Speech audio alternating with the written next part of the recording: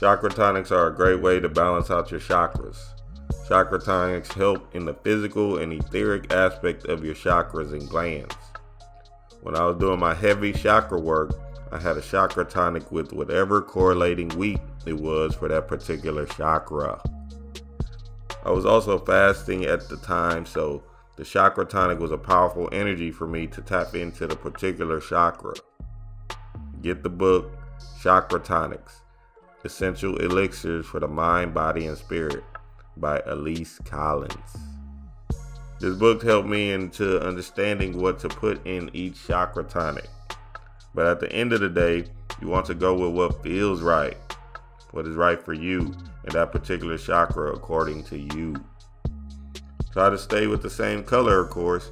Get things that make sense in accordance to the chakra and the color.